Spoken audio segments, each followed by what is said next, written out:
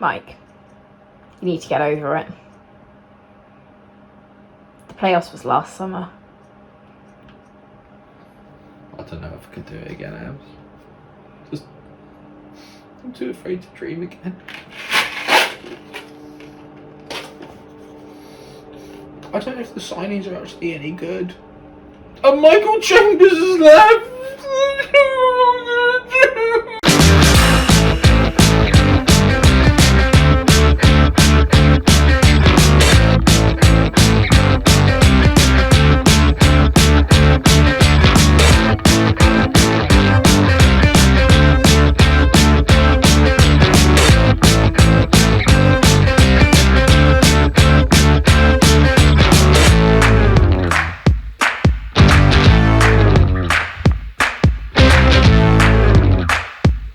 Hello everyone, welcome to Season 3 of Non-League Champions League with Billericay Town, and my word, has it been a busy summer, as it always is. As you know, the pressure is on from the end of Season 2, where the board said that I needed to get promoted, preferably by winning the league. Well, actually just win the league, basically, is the aim. And as you can tell, we've not made the worst start in the world. 7 games played, 15 points, unbeaten. How have we got there, you ask? Well, let me tell you something about me and my transfers. I'm not Harry Redknapp or wheel and deal. I do what I need to do to get some players in you, but not my son Jamie. I don't know if that's actually a very good Harry Redknapp impression or not. I will let you be the judge. Let's talk. Let's talk about who I've let go and what is happening. So as you can tell here, we've actually sold a couple of players. Denilson Carvalho has gone to Dorking, and Jeremy Chiesa has moved to Oldham. I couldn't stop that from happening. It's Oldham. They are obviously a bigger club. Everyone knows that. They're in the Vanarama National League. I couldn't stop them from going. I love their kit.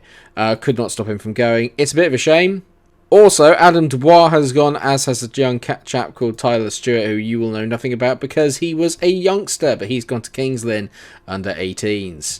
I also let 4 players go as well. Dakari Sheriff, Adam Lovett, and Joe Felix all went, but the big one is Michael Chambers. Gutting, to be honest. He's a free agent. Would he come back? He would not come back. But he was Mr. Overperformance every year. Was absolutely brilliant for me. Played at 7.46 and 7.47. Always up for Player of the Year.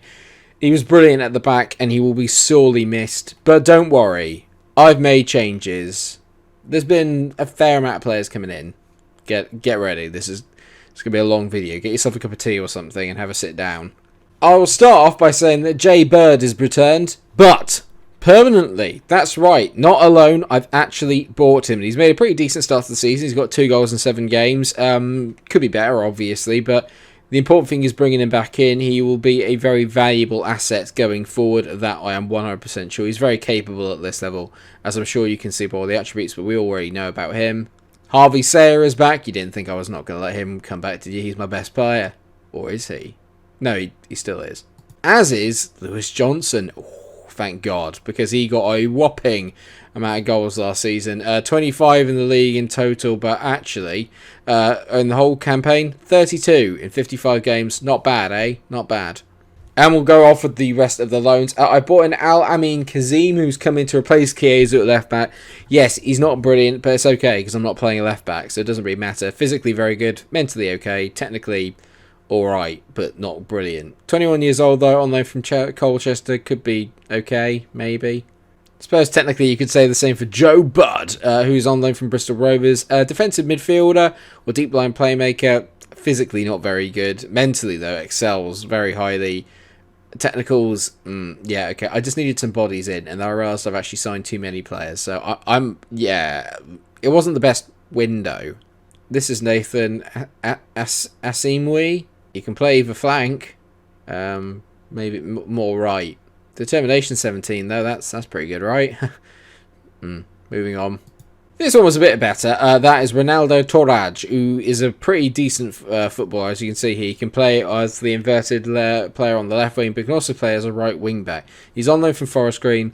Very, very decent all-round player. Probably one of the more well-rounded players that we've got in the squad. Physically could probably do with a little bit of work, but he's got nice technicals, and he's made a solid start so far. Not all my loans were terrible, though, as is proven by Max Deitch. Not Sean Deitch's boy, at least I don't think he is. He might be, actually. I don't know, actually. We'll have to do some research. Mentally, yeah, technically, very good. Heading 15 is good, tackling at 14 is good, marking at 10 is good. Physically, could probably do with a little bit more work. He's quite tall, though, to be fair. He's a young centre-back. He's made a pretty good start, though. He's played at an average of a 7 so far, so I haven't really got too much in the way of complaints. But this is the one I am really happy about in terms of a loan signing. And Joseph Fulks, who was on loan from Walsall, yeah, very good. Physically, powerhouse. Mentally, pretty good in nearly every department. And technically, not really lacking there, apart from the passing. But I'm not here to make him a passer of the football. I'm here for him to defend. His marking, his tackling could probably be a little bit better, but heading a 10 is okay. It's the physical side of things that I'm very happy with, and he's made a very good start as well, playing it over a 7, and also got himself an assist for a guy with 6 passing. Not bad, eh? It was a lump ball over the top. Right, now that the loan signings are out of the way, it's time to introduce you to some of the others. These are all free signings, could you imagine? Jed Abbey, 21-year-old Dutch, brought him in from Slough. Looks potentially excellent, actually, in all fairness. He's got really good acceleration. What I really liked is the fact that he can play everywhere. Jed Abbey can play everywhere. Another centre-back, Tom Harrison.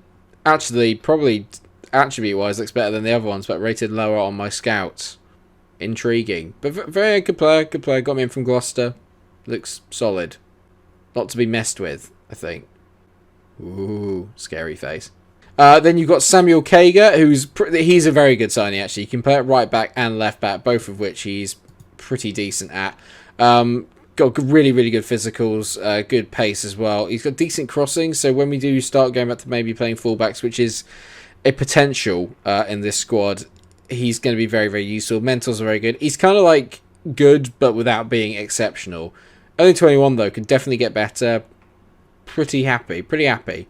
And now we come on to the 2 really big signings. First up is Josh Taylor. Now Josh Taylor is brilliant because he's a midfielder who can play everywhere. Yeah, don't look at his strength. Okay, we're not a very strong team. We're a very technical team though. Sort of. Pace-wise, very good for a winger. Mentally excels, exceptional at this level. Really, really good. Apart from the leadership, 3. Oh God.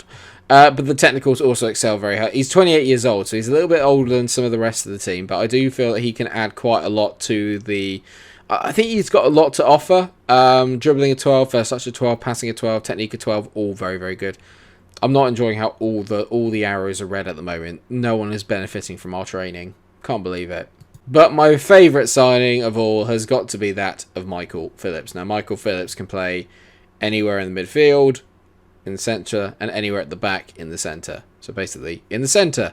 Physically, immaculate, maybe apart from the strength at this level, but exceedingly good.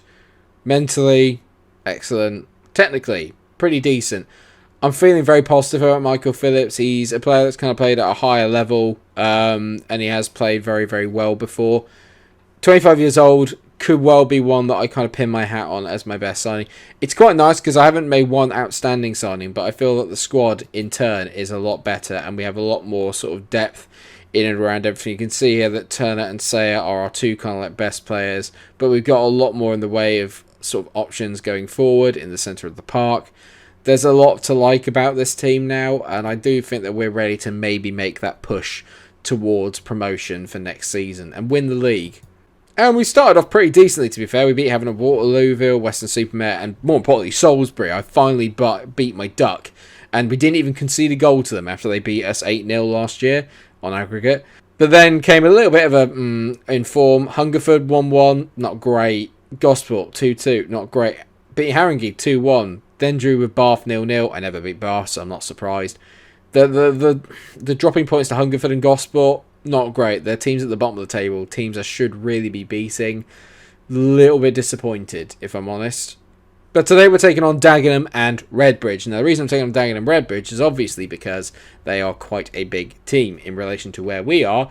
And they're 5th in the Vanarama National South. So they are only 1 point behind us. Put down a good marker here. as the only unbeaten team in the league, and we could go back to top, which is currently held by Kingstonian, who, as far as I'm aware, have actually come up from the division below, so they've made a very good start. Hampton Richmond, who we've thumped pretty much every single time I played them, they are second.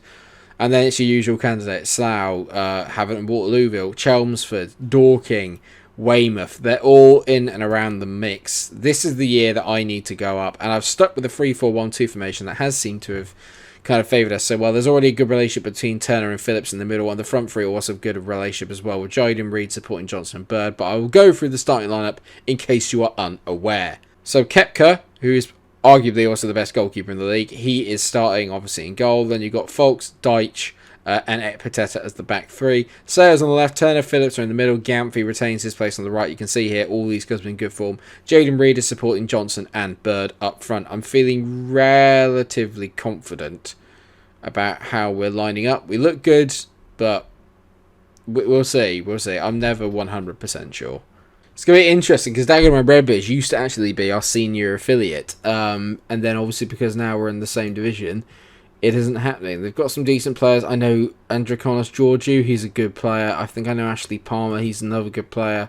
It's going to be a tough game, but I told the boys, don't let your good form end here. Go out there and get another result. And if I can come away from this with 3 points, I think that's a really, really kind of like big statement. We do tend to actually play better against the teams that are sort of in and around us or above us. We've suddenly been able to sort of like raise our game slightly to get to their level. So hopefully we can do the same again today. As usual, viewers, it is a riveting affair at the new lodge. Just so many highlights. I'm losing track. Honestly, the game is it's just so entertaining. How can we play two of the best playoff games you will ever see, including probably the best playoff final potentially ever, and then play like this? I just don't understand. That's the first half. I'm going to sit with formation for the time being, but I'm going to move us into a more positive mentality. Let's see if we can maybe get the ball a little bit higher up the pitch. This has not been a good start, though. I've made the executive decision that we're going to make a little bit of a change. So what I've done is I've gone to the 4-2-4 attacking, but what I've done is that Ekpiteta goes out to right back, Wallace has come on at left back, Kasea is absolutely knackered. Taylor is coming on and he's going to be playing as the inverted winger on support on that left-hand side. Gamphy goes to the right. Then you've obviously got Phillips in the middle playing as that ball-winning midfielder on defend. And then I've let Turner go ahead and get a little bit more forward and see if he can support the attack as an advanced playmaker. Let's see how it goes. And instantaneously, once I've changed it, there's a highlight, which is always exciting. It's been a while since I've gone to the 4-2-4. Last time I played it, I used to get absolutely battered. So let's hope that doesn't happen. Bird plays a great ball into Johnson. Johnson kicks it straight into the goalkeeper's nuts. So that's just wonderful. Oh, here we go. Free kick, edge of the box to Dagenham and Redbridge. Right. Will Wright hits it in for Dagenham and Redbridge to take the lead 1-0. Love coming back on. Love just coming back on and seeing you guys on here. It's always a privilege, never a chore. Unbeaten until I came on camera. Scored a fair amount of goals. Come on camera. Guess what? Absolutely not one highlight apart from Lewis Johnson kicking the ball into the nuts of their goalkeeper. Other than that, not a sausage. Nothing. Love it. 4 minutes of added on time. Been the better team really overall. But you know what? Actually, why would we want to entertain you? I hate this game. Oh, I'm annoyed. Apparently, I kept the team locked in the dressing room afterwards. You better believe I did. Lads, what the hell was that? You're embarrassing yourselves in front of the 5 people that watched this series. Don't you care? I record the episode. I think this will be good. The guys are really going to enjoy this. And guess what? We're shit. Again. What I'm going to do is I'm going to come back for the games probably against Hampton and Richmond and Welling, because Hampton and Richmond will probably be up there or thereabouts come the time that we come to record that game. I'm obviously trying to get through these seasons a little bit more rapidly now because I was expected to be promoted by now, and that hasn't happened. So hopefully I can get through that relatively quickly. All I'm going to say is I'm sorry I couldn't get the win today again, but you know, why would we? Thank you so much for watching today's episode. Welcome to Season 3, where the disappointment just keeps on coming. Until I see you in the next one, please remember to like, share, and subscribe if you enjoyed the episode. And I shall see you for the next one very, very soon. Take care, everyone.